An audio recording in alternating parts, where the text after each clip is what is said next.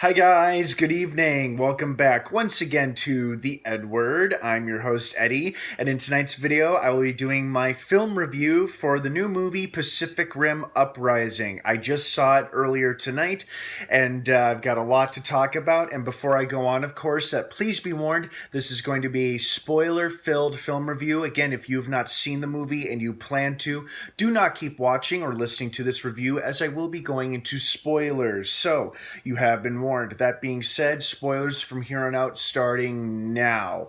What an entertaining movie. Very, very fun. You know, if you enjoyed the first one, which I think most of us did, you're going to like this one. This one is pretty much giant robots fighting giant monsters with new characters, some interesting plot twists, and then new ways to incorporate the mythology of kaiju into their new technology. It was all a good fun time. It was a good giant monster movie romp. That's a good way to describe it, I think.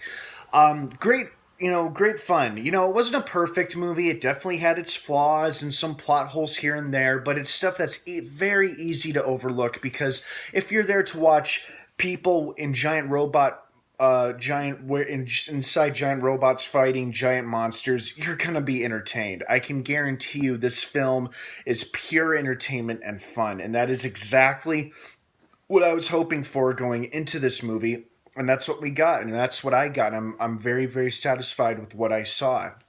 Like I said, I really liked how it was interesting that they introduced some new concepts to us, like combining, like kaiju blood is extremely flammable, or it could be used to power rocket boosters. That was an interesting new revelation. Another interesting revelation is that they incorporated kaiju body parts and or organs. They use their physiology and combined them with Jaeger technology, thus making those drone Jaegers go rogue. And the villain that at first I thought the villain of the film was going to be the main lady, Shao of Shao Industries, and it turns out, spoiler alert, it was Newt. It turns out he was our bad guy, but it wasn't entirely his fault. I mean, it kind of was, because he was communicating with the precursors on a regular basis by hooking up to the kaiju brain that he was still drifting with. But they eventually infiltrated his mind, and they basically manipulated him into betraying his people and allowing the kaijus to breach the earth once again.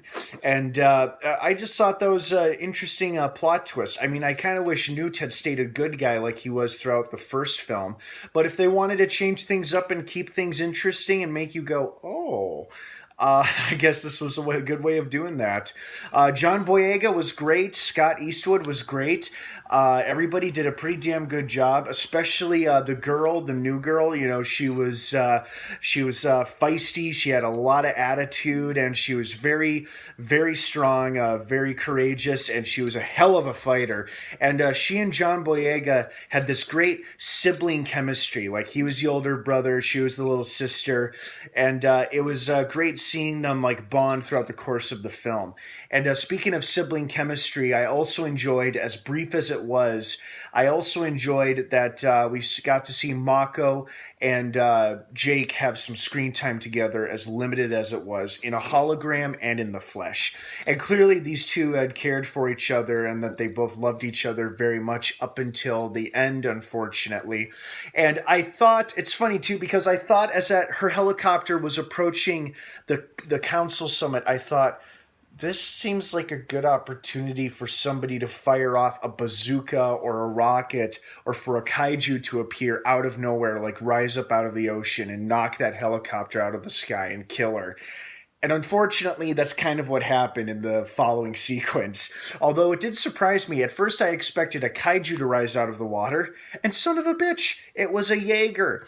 Now, what I was thinking during this scene is that I thought this might be a Jaeger, a rogue Jaeger from Shao Industries, or from somewhere else. But then another possibility also occurred to me, and personally, I think this would be pretty cool to see in the third Pacific Rim film, or just, in another story, where it's revealed or discovered that the precursors, the aliens on the other side of the dimension, the beings who control the kaiju, it would be interesting to see if they designed Jaeger suits of their own, and like they sent Jaeger suits along with kaiju's into our world, so that our Jaeger pilots would have to take on not only kaiju but possibly more powerful and more badass looking Jaegers as well, drone Jaegers.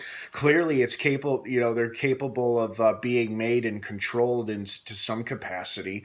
But this movie had so much special effects and so many big fight sequences between Jaegers and kaiju.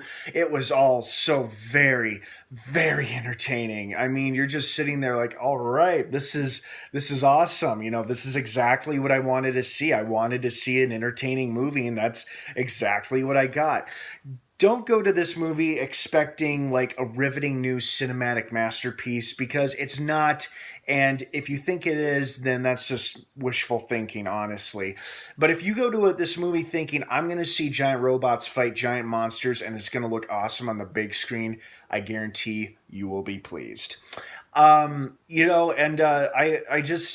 also liked how, like I said, I loved how they incorporated, like they showed an advancement in technology. It's been 10 years after the first film, and they were combining kaiju parts with Jaegers, and then that gave us like these hybrid rogue Jaegers. Then it actually explained a lot of what we saw in the trailers, because during the couple of the trailers, I was wondering, what the hell are we exactly looking at here? Is that an armored kaiju, or is that like a rogue Jaeger or something?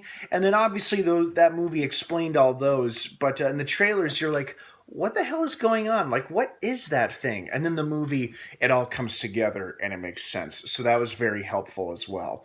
But I think probably my favorite part of the film, even though it wasn't, in fact, I don't think it was explained at all, but that's okay, because just the visual spectacle of it all was very cool and impressive, was when Newt releases what I would only describe as nanites, or like tiny, miniature robotics that were like bio-organic robots or something. Anyway, he unleashes hundreds of them, and they basically literally pull and sew together the three kaiju that he managed to cross to get out of the breach and cross into our world. Combine the three of them into one super mega kaiju that all four Jaegers take head on. That was an awesome fight. That was a great battle sequence and a hell of a finale on the summit of Mount Fuji.